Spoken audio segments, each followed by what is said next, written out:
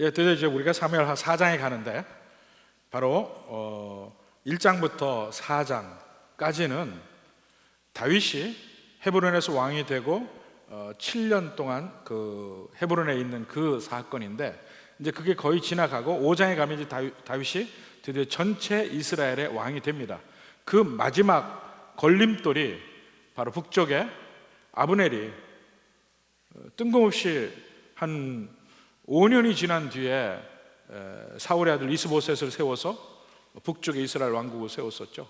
근데 그렇지만 그 나라는 점점 약해지고 다윗의 집은 강해지더라. 그것이 지난번에 봤던 것입니다. 드디어 약해지는 사울의 집이 완전히 무너지는 것을 오늘의 말씀에서 우리 함께 보게 되는 것입니다. 먼저 1절부터 4절까지 봅시다. 이 사울의 집이 약해지는 걸 한번 봅시다. 1절, 사울의 아들 이스보셋은 아브넬이 헤브론에서 죽었다함을 듣고 손의 맥이 풀렸고 온 이스라엘이 놀라니라. 이스보셋이 사실 아브넬을 두려워했죠. 아브넬을 어찌하지 못했는데, 그럴지라도 아브넬이 없으면 그야말로 이스보셋은 아무것도 아니에요. 근데 그가 헤브론에 갔다가 거기서 죽었습니다. 어떻게 죽었는지는 몰라요. 다윗이 죽였는지, 그냥 헤브론에서 아브넬이 죽었다는 소식만 들었죠. 그러니까 더 두려워지죠. 다윗이 그 다음에 자기를 죽이려고 할까, 뭐 이런 생각도 할 것이고, 또 온 이스라엘도 놀랬다고 그랬습니다. 그들도 두려움에 떨죠. 왜냐하면 지난 7년 동안 유다 지파는 다윗을 왕으로 삼았는데 자기들도 다윗을 왕으로 삼아야 될 줄 알아요. 그럼에도 불구하고 그들은 머뭇하다가 북쪽에 이스보셋이 왕이 되어서 이스라엘이 세워지고, 그러다가 이제 아브넬이 돌아서면서 아브넬을 통해서 이제 투항하려고 했을지도 모릅니다. 다윗에게 협상을 하려고도 했고, 그걸 그래서 아브넬이 돌아오는 것을 기다리고 있었을 텐데 난데없이 아브넬이 헤브론에서 죽었다는 소식이 나온 겁니다. 자, 이스보셋도 그렇고 북쪽의 이스라엘도 그렇고 도대체 다윗이 무슨 생각을 하고 있는지 모르는 거예요. 요압이 죽인 것도 모르는 거죠. 그냥 아브넬이 죽었어요, 갔다가. 그러니까 그들에게는 오직 두려움만 임하는 것입니다. 근데 그때에 그 이스보셋의 집, 사울의 집안에 두 군대 장군이 나옵니다. 자, 2절부터 봅니다.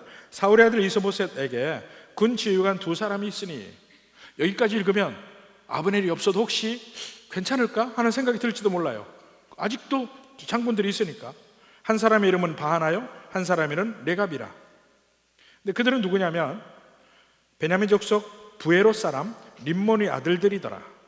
부에롯도 베냐민 지파에 속하였으니 하는데, 부에롯은 지명입니다. 지명. 근데 성경에 부에롯이 이미 그 전에 나와요. 어디에 나오냐면 여호수아 9장에 나옵니다. 여호수아 9장 17절 한번 봅시다. 이스라엘 자손이 9장 17절인데요.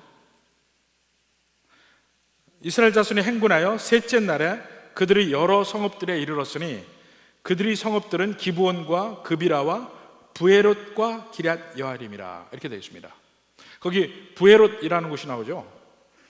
이 부에롯은 기브온 바로 옆에 있는 데입니다.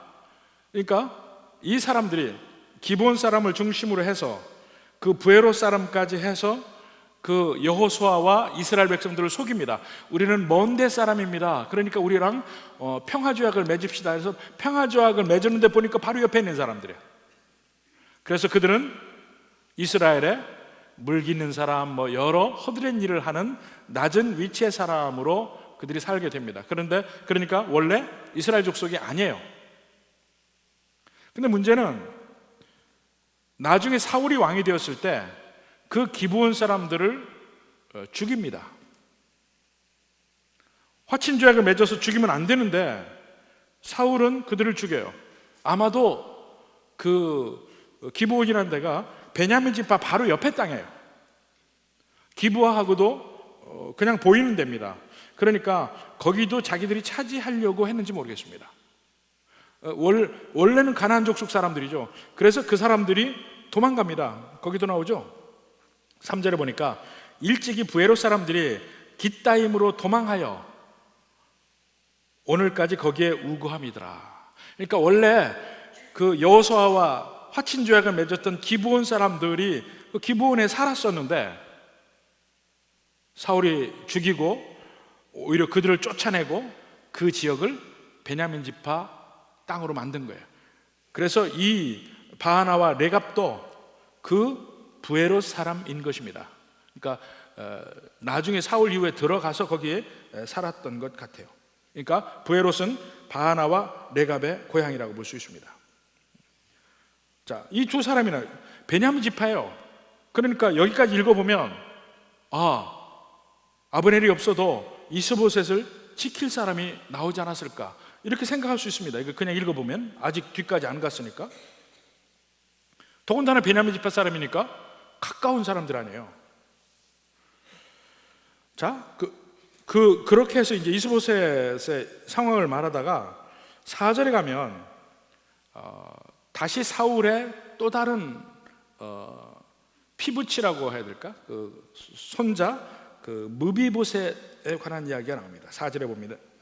그러니까 사울의 집안 전체가 어떻게 지금 사그러 가고 있는가 이걸 보여주고 있습니다. 4절에 보니까 사울의 아들 요나단에게 다리 저는 아들 하나가 있었으니 이름은 무비보셋이라. 사실 무비보셋 이름은 좀 웃기는 의미가 있는데 이라 전에 사울과 요나단이 죽은 소식이 이스라엘에서 올 때에 그의 나이가 5살이었는데 그러면 지금 이때는 무비보셋이 몇 살입니까? 몇 살쯤 됐겠어요? 사울과 요나단이 죽었을 때 무비보셋이 5살이에요. 그러면 지금 이때가 언제냐면 이 다윗이 헤브론에서 7년 동안 왕 노릇하다가 이제 바로 그 직후에는 전체 이스라엘의 왕이 돼요. 그러니까 7년이 흐른 거예요. 그러니까 지금 무비보셋은 12살이죠. 5살 더하기 7년이니까.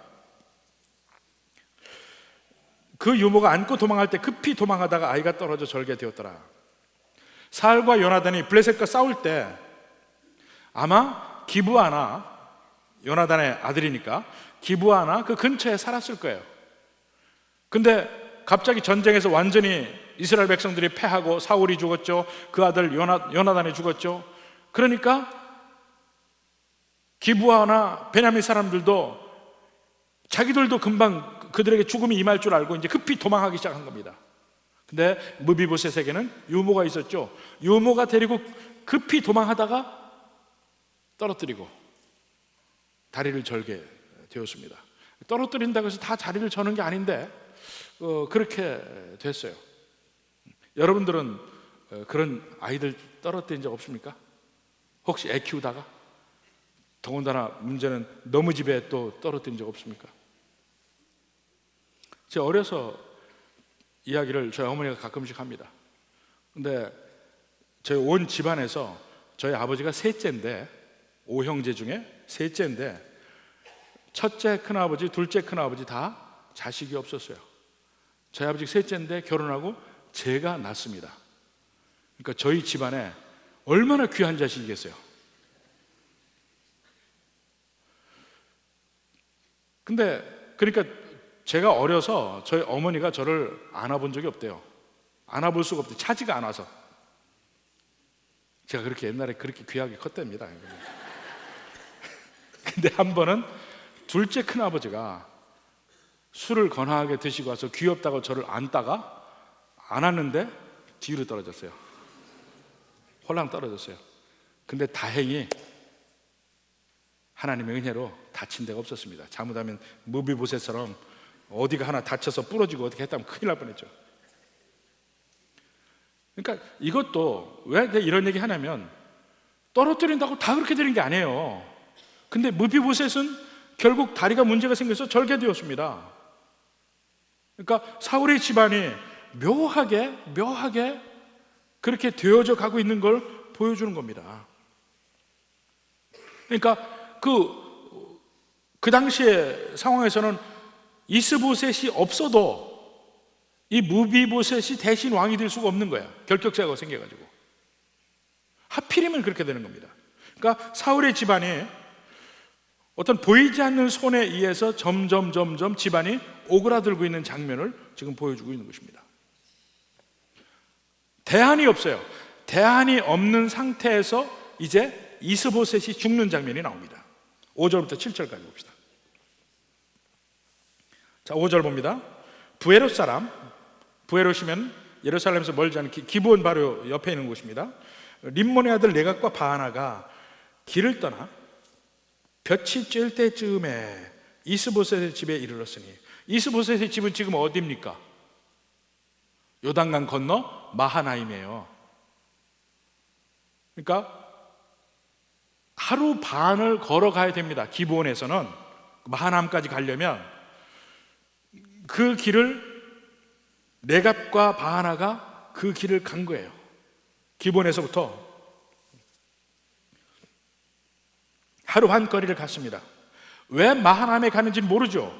그렇지만 그 다음에 그들의 행동을 보면 이미 마음에 이 암살할 계획을 가지고 그들이 갔던 것 같아요. 때도 마침 이제 낮에 한적한 때, 이스보셋도 낮잠을 자고 다 조용한 때 이제 그의 집에 들어갑니다. 6절에 보니까 레갑과 그 형제 바하나가 밀을 가지러 온 채 하고 집에 들어갈 때 마치 하인인 것처럼, 일을 하는 사람인 것처럼 해서 들어가서 그의 배를 찔렀다.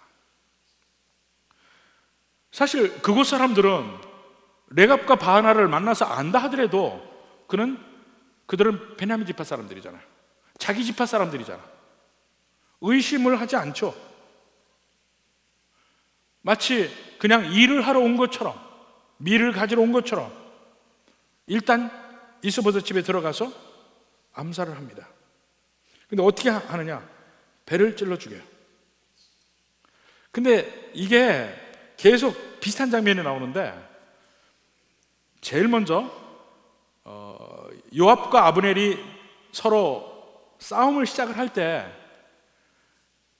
아브넬이 도망하는데 요압의 막내 동생 아사헬이 끝까지 쫓아가잖아요. 야, 너 다른 사람을 쫓아가라. 내가 너를 죽이면 네 형 요압을 어떻게 보냐. 이런데도 끝까지 쫓아가다가 결국은 배를 찔려 죽습니다. 아사헬도 배를 찔려 죽었고, 그의 아사헬의 형인 요압과 아비새가 아브넬을 죽일 때도 은밀하게 귀에다가 속삭이는 것처럼 해서 배를 찔러 죽입니다. 지금 레갑과 바하나도 이스보셋을 배를 찔러 죽입니다. 그러니까 성경에 보면 이 비슷한 장면이 연상되게 해가지고 비교하게 만드는 면이 있습니다. 아브넬도 아사헬을 배를 찔러 죽였어요. 그렇지만 아브넬이 죽인 것은 전쟁 중이었고, 아사헬을 죽이지 않으려고 노력하는데도 불구하고 아사헬이 끝까지 쫓아와서 할 수 없이 죽인 것입니다. 근데 이 두 사람은 전혀 그것과는 다른 것이죠. 요압과 아비새도 죽일 때 분명한 목적이 있었습니다. 복수를 하기 위해서 죽였어요. 근데 레갑과 바하나는 그 어떤 이유도 없습니다. 자기의 욕심으로, 자기의 악한 마음으로 이스보셋을 죽이는 겁니다. 이 세 배를 찔러 죽이는 세 장면을 비교해 볼 때 가장 악한 장면이라는 것을 우리가 알 수가 있어요. 자, 그리고 6절에 배를 찌르고 도망하였다. 근데 아직은 왜 그들이 이스보셋을 죽였는지 이유는 나오지 않아요. 근데 그 뒤에 보면 점점 그 이유가 밝히 보여지고 있습니다. 다시 한번 얘기하죠. 7절에서 그들이 집에 들어가니 이스보셋이 침실에서 침상에 누워 있는지라 그를 쳐 죽이고 목을 뱄다. 어떻게 아주 처참하게 죽인 겁니다. 쳐 죽이고 목을 뱄어요. 왜 목을 뱄을까? 바로 그 다음에 나오죠. 근데 목을 뱄 것도 사울도 목이 잘립니다. 아말렉 청년이 그 목을 잘라서 다윗에게 그 목을, 사울의 목을 가져오거든요. 결국 이스보셋의 목도 머리도 이 레갑과 바하나가 다윗에게 가져옵니다. 계속해서 비슷한 장면들이 반복되고 있는 것을 볼 수가 있어요. 자, 그렇게 해서 7절에 그의 머리를 가지고 밤새도록 아라바 길로 가. 자, 마하나임이 어디 있냐면 갈릴리 바다와 사해 바다 중간에 요단강이 흐르고 그게 골짜기예요. 요단 계곡인데 그 중간쯤에 지금의 시리아 쪽으로 있는 게 마하나임이에요. 거기에서 아라바 길이라면 남쪽으로 사해 바다 쪽으로 쭉 내려온 겁니다. 그 골짜기로 계속 와서 여리고 쪽에서 예루살렘으로 올라가서 그 다음에 그 족장로 그 산길을 거쳐서 헤브론까지 가는 겁니다. 길이 그렇게 돼요. 근데 거기를 가고 있습니다. 그래서 사실 그 길이 하루 길이 넘습니다.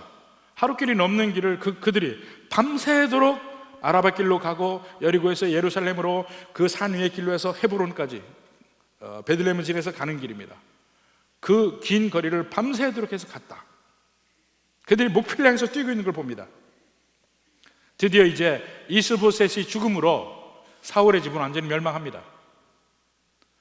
그에게 유일하게 남은 혈육 무비보셋이 있는데 그 무비보셋도 왕의 자격은 없다. 그러니까 완전히 사울의 집이 더 이상 소망이 없다는 것을 무비보셋까지 이야기하면서 다 보여주고 있는 거예요. 하나님의 말씀을 어길 때 어떻게까지 되는지를 사울의 집을 통해서 볼 수가 있는 겁니다.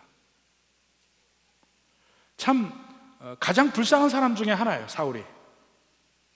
결국 백성들의 택함을 받았고 하나님의 택함도 받았었잖아요. 그가 끝까지 순종만 했더라면, 그가 끝까지 하나님을 믿고 순종했더라면 그는 영원한 나라의 위를 받았을 거예요. 근데 결국 그는 하나님보다 인간을 두려워하고 인간의 마음을 사는 것을 더 중요하게 생각하고 결국 인간의 마음도 못 얻고 하나님의 마음도 못 얻고 하나님께 버림받게 됩니다. 근데 그 버림받게 됐을 때 그 가정이 어떻게 되는지를 적나라하게 아주 처절한 장면을 보여주고 있는 거예요. 하나도 남지 않아. 하나도. 우리가 하나님에 대해서 특히 신약시대는 그건 구약시대고 신약시대는 다르다. 똑같은 하나님입니다. 구약에도 자비로운 하나님이 나오고 있고 엄한 하나님도 나오고 있고 신약에 자비로운 하나님만 있는 게 아닙니다. 예수님의 십자가 이후에는 이제 오실 예수님은 심판하러 오십니다. 그리고 그 심판은 우리가 상상을 초월하는 그 심판이 될 겁니다. 우리가 지금 마태복음에서 그걸 보지 않아요. 계속 예루살렘의 멸망도 보고 그 이후의 일도 얼마나 크고 두려운 날이 오는지를 우리 계속 보고 있습니다. 그럼에도 불구하고 하나님에 대해서 두려운 마음이 전혀 없다는 것은 정말 큰 문제예요. 살아가면서 그냥 나는 구원받을 것이다.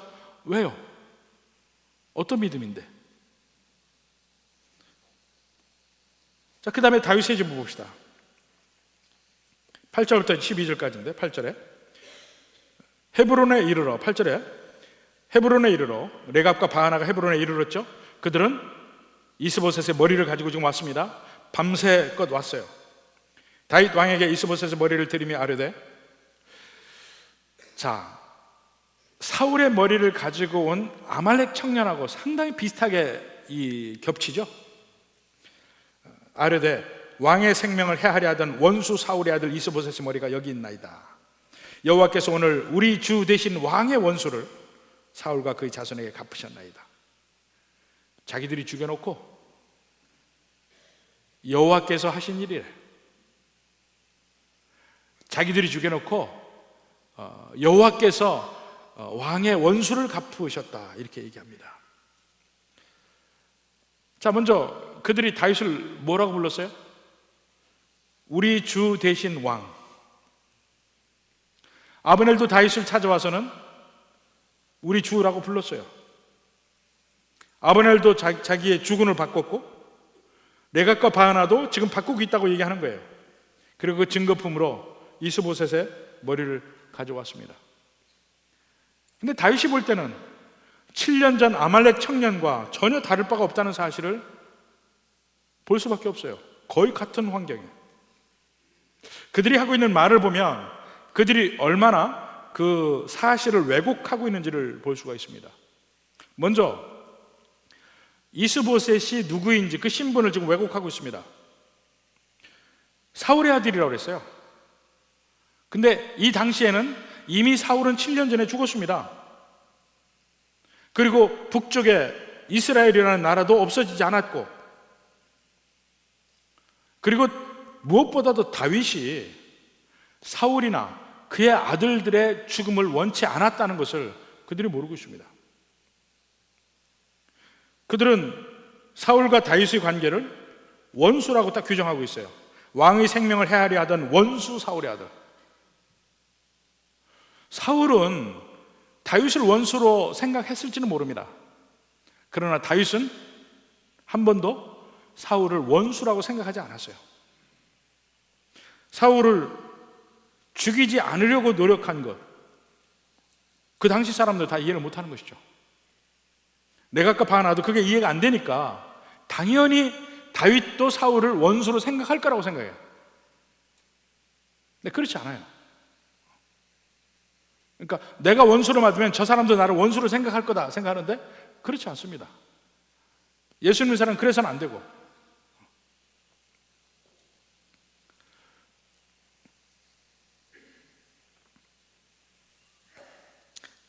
그 다음에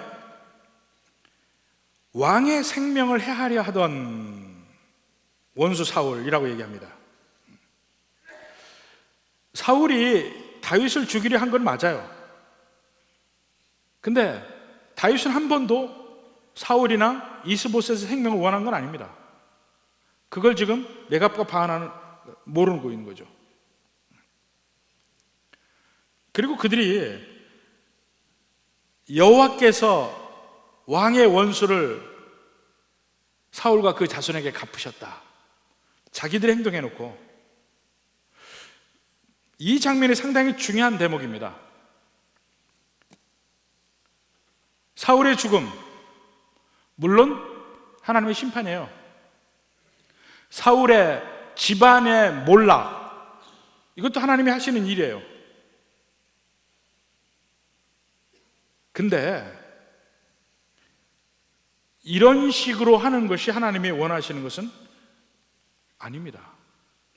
사울을 죽인 것도 악인이 한 것이고, 이스보셋을 죽인 것도 악인들이 한 거예요.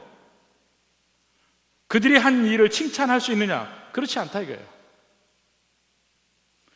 사울이 죽고 사울이 심판받고 사울의 집이 멸망하는 것, 그거는 하나님의, 그들이 아니라도 결국 그렇게 되게 돼 있어요. 하나님은 인간의 악을 사용하시긴 해요. 그렇지만 그 악을 인정하는 건 전혀 아닙니다.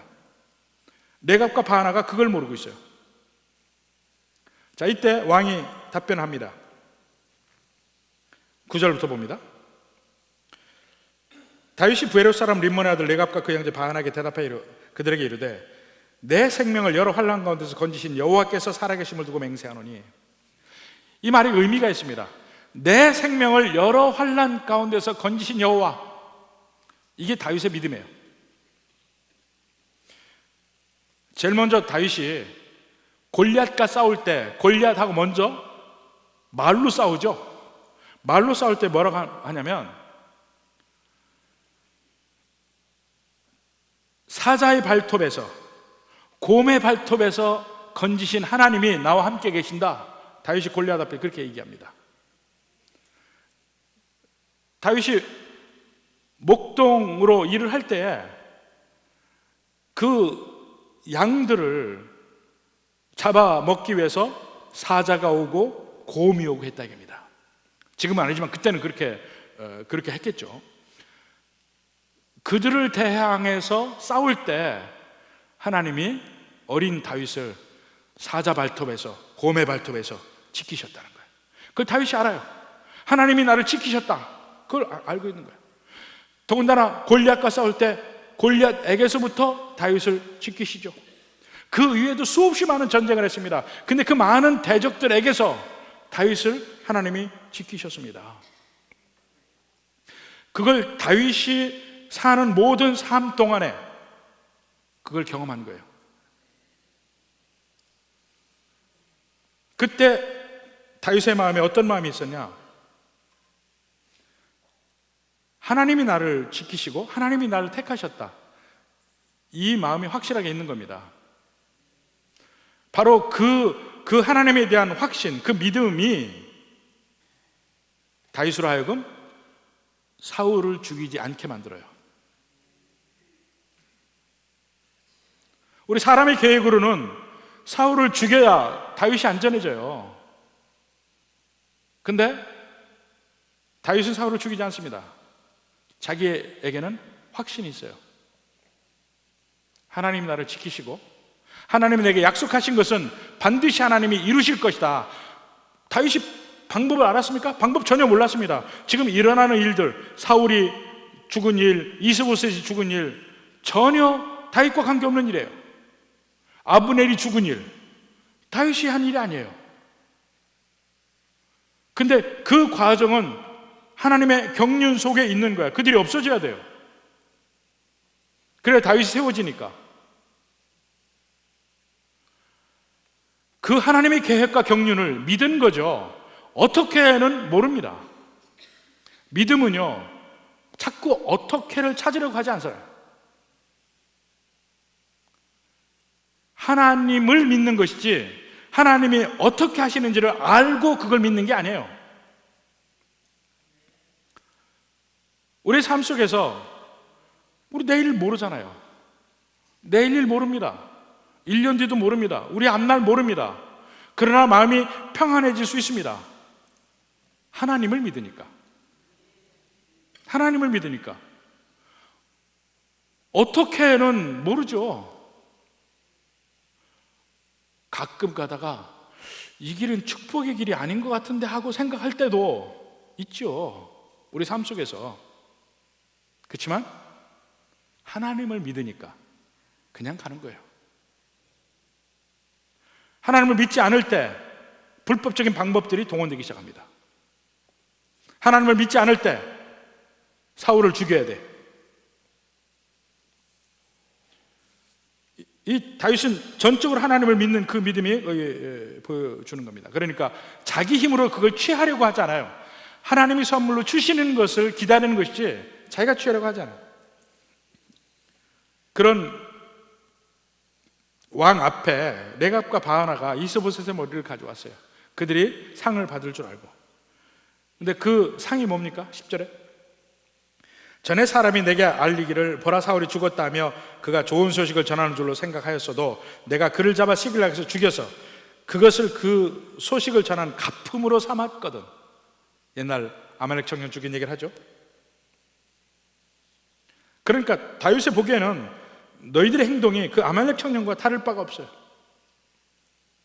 오히려 아말렉 청년은 사울을 죽이지 않았죠. 거짓말했다가 당한 거죠. 이들은 정말 악하게 죽인 겁니다. 그래서 그들에게 심판을 내리죠. 11절 하물며 악인이 의인을 그의 침상 위에서 죽인 것이겠느냐. 여기서 보니까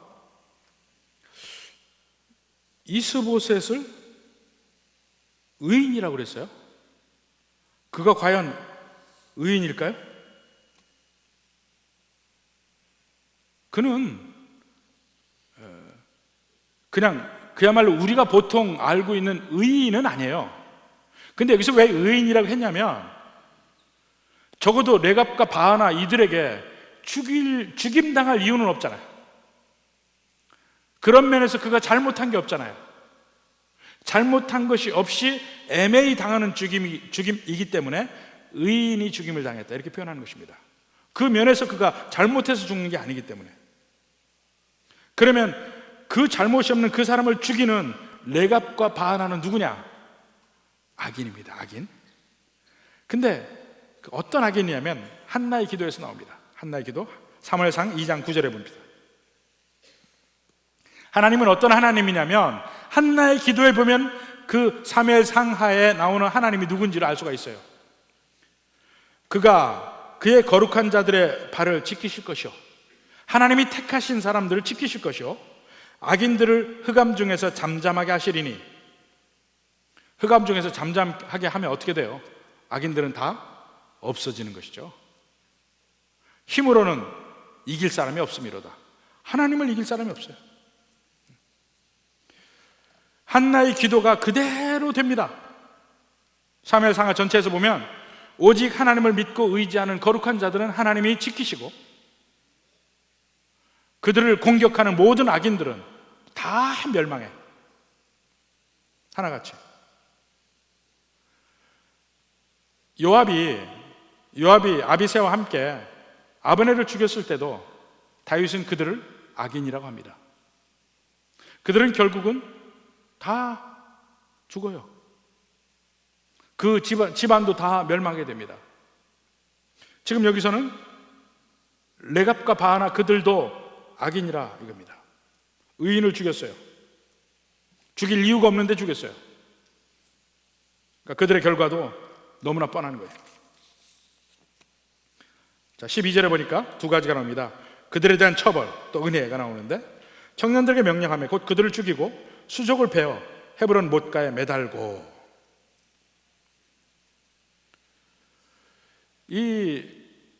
결국 이스보셋을 죽인 사람은 이렇게 완전히 능지처참을 당했어요. 이 다윗의 왕국이 이루어질 때까지 보면, 그 다윗의 왕국이 이루어지는 동안에 수없이 많은 사람들의 역할들이 있어요. 보면 기브온에서 요압과 아브넬이 싸운 일들, 이 갈등으로 말미암아 사울의 집은 점점 무너지고 다윗의 집은 점점 강성해지기 시작했어요. 아브넬은 자기 손으로 북왕국 이스라엘을 다윗에게 넘기려고 했어요. 요압은 또 아브넬을 죽이는 역할을 해. 자기는 개인적인 복수를 했지만은 사실은 아브넬도 없어져야 질 존재인데 결국 요압이 아브넬을 죽입니다. 여기 지금 이 림몬의 아들들 레갑과 바하나도 이스보셋을 죽입니다. 물론 아브넬도 없어지고 이스보셋도 없어지고 다 그렇게 되어가요, 흐름이. 그리고 다윗의 나라가 세워질 텐데 그 안에서 악한 뜻을 가진 아브넬, 요압, 아비새, 레갑과 바하나, 이런 사람들이 역할을 했어요. 근데 그들은 다 악한 뜻으로 역할을 했습니다. 그럼 그들의 역할을 어떻게 볼 것이냐 이거예요. 자기들이 원하는 건 하나도 얻지 못하고 실패로 다 돌아갑니다.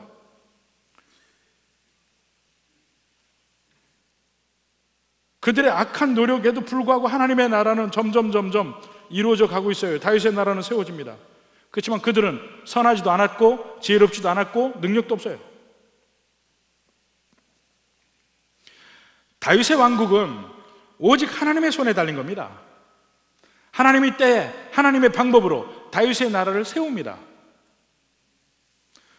우리의 삶도 마찬가지예요. 믿는 자의 삶도 하나님께서 우리에게 복을 주십니다. 하나님의 방법으로, 하나님의 때. 그 와중에 여러 가지 일들이 벌어지죠. 온갖 인간의 악함이 덧칠해집니다. 그럼에도 불구하고 그 와중에서 하나님의 뜻은 결국 이루어져 가고 있어요. 그렇다고 해서 나도 하나님의 나라에 일을 했다 이렇게 얘기할 수 있는 얘기입니다. 이스보셋은 다윗이 은혜를 베풀어서 아브넬의 무덤에 그 머리를 매장합니다. 다윗은 끝까지 그들을 선대했는데 선대함에도 불구하고 사울의 집안은 이것으로 끝나는 거예요. 그게 하나님의 뜻이에요. 그거는 쭉 보면요, 1장부터 4장까지 보면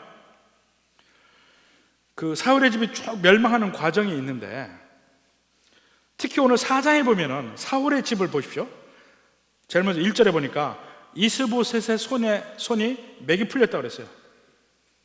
그 다음에 4절에 보니까 무비보셋의 다리가 절개됐어요. 7절에 이스보셋의 목이 베었습니다. 이제는 머리를 가져가서 보여주고 그 머리가 매장되고, 이 사울의 집안의 스토리예요. 이게 하나의 모티프로 계속 작용하는 거예요. 단계적으로 확실하게 사울의 집안이 멸망하는 과정을 보여줍니다. 레갑과 바하나를 다시 한번 보면 악행을 하면서 나름대로 자기들이 하나님의 목적을 이뤘다고 생각을 해요. 누구나 다 북쪽의 이스라엘 백성들조차도 하나님이 다윗을 세우셔서 온 이스라엘의 왕으로 세웠다는 걸 다 알아요.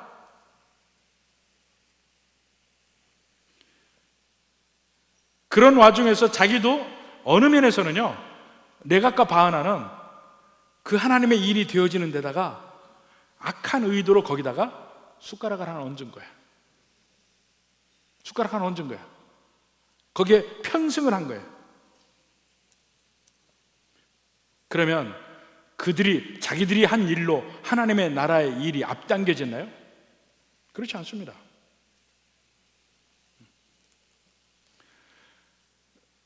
악한 일을 통해서 선한 목적이 이루어지진 않습니다. 그 숟가락 얹는 일은요, 하나님의 일이 되어질 때 얼마든지 있어요. 우리 교회가 전국에서 주목을 해왔습니다. 전국적으로 온 교단에서. 한국 교회 역사상 분쟁이 난 교회가 이렇게 깔끔하게 완벽하게 처리된 데가 없어요. 근데 그러니까 그걸 보고 저한테 대단하다, 또 우리 장로님들한테 대단하다, 뭐 이런 얘기를 하는데 다 그렇지 않아요. 실제 되어지는 일을 보면요, 제가 목숨이 간당한 게 수천 번이에요. 수천 번. 그때 이렇게만 됐으면 끝났어. 이렇게만 됐으면 끝났어요. 그때마다 수없이 많은 사람들의 도움을 받았고 그들이 함께 해줘서 여기까지 왔습니다. 엄청나게 많은 사람들이. 근데 그 과정에 모든 사람들이 다 이야기할 수 있어요. 내가 없으면 오늘날 중앙교회도 없고, 내가 없으면 오늘날 최 목사도 없다 얘기를 해요. 근데 다 맞아요. 다 맞아. 근데 그런 사람이 수십 명, 수백 명이야. 저한테는 그렇게 얘기하는 사람이 있어요. 그래서 저는 맞다고 그래, 맞다고. 당신이 그때 이렇게 안 해줬으면 오늘날 우리는 있을 수 없어요. 정말 감사합니다. 근데 문제는 그 일을 그렇게 정말 이분이 안 했으면 안 됐다 하고 느끼는 그 변곡점이 수백 개라니까? 그게 하나같이 다 그렇게 되지 않았으면 오늘날 우리 교회나 제가 없는 거예요.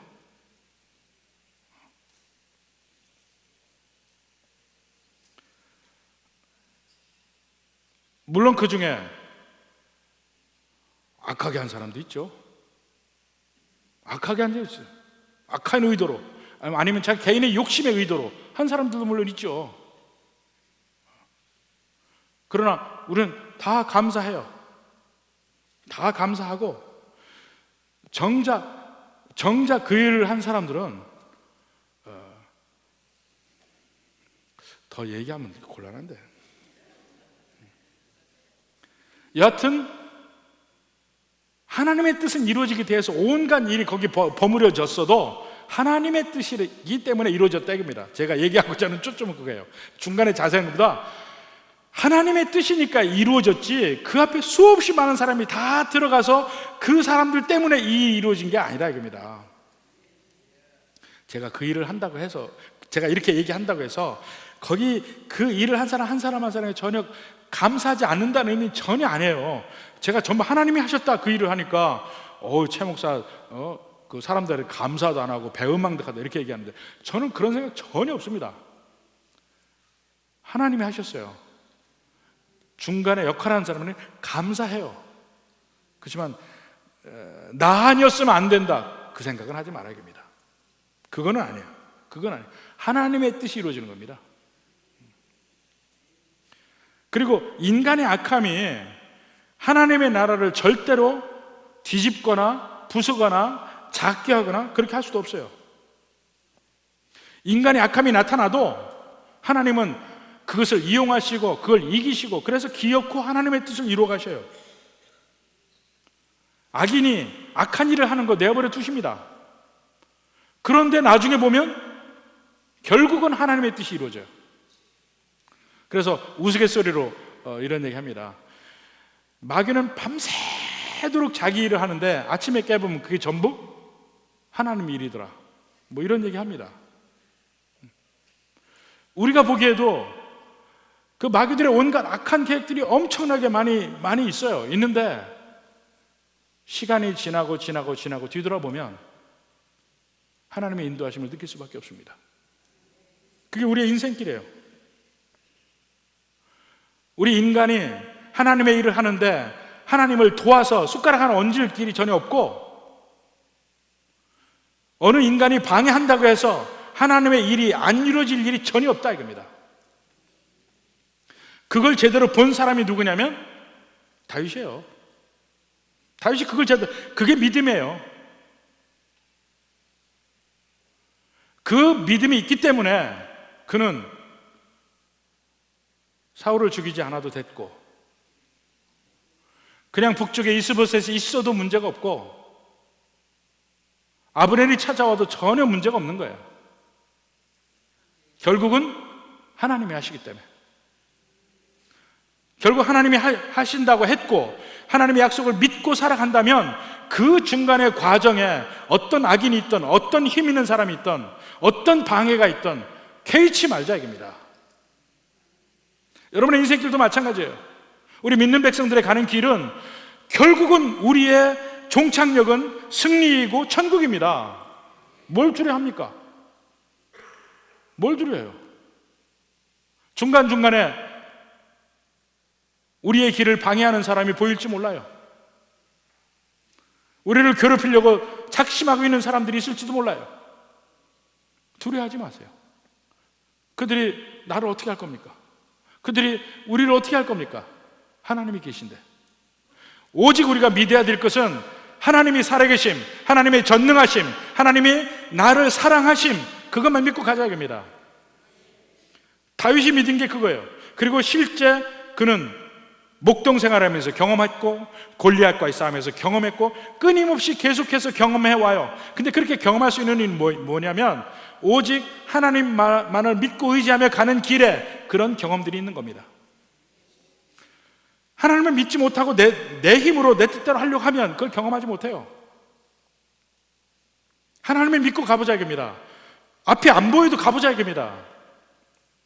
그럼 어느 순간에 하나님의 함께 하심을 경험할 수 있습니다.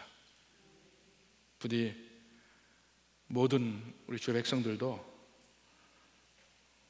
다윗처럼 하나님만을 바라봅시다. 인생의 험한 일, 어느 누구도 잠깐 인생을 돌려보면요 마음에 근심이 없을 수 있는 사람이 없습니다. 근데 잠깐 돌려서 하나님을 믿다 보면 이 세상에 근심할 일이 또 하나 없어요. 여러분이 이쪽으로 눕느냐 저쪽으로 눕느냐는 여러분이 할 일이에요. 부디 하나님만을 믿고 하나님 안에서 담대히 세상의 어떠한 물결도 능히 물리치는 반석과 같은 은혜가 여러분이 함께하기를 주님의 이름으로 축원합니다.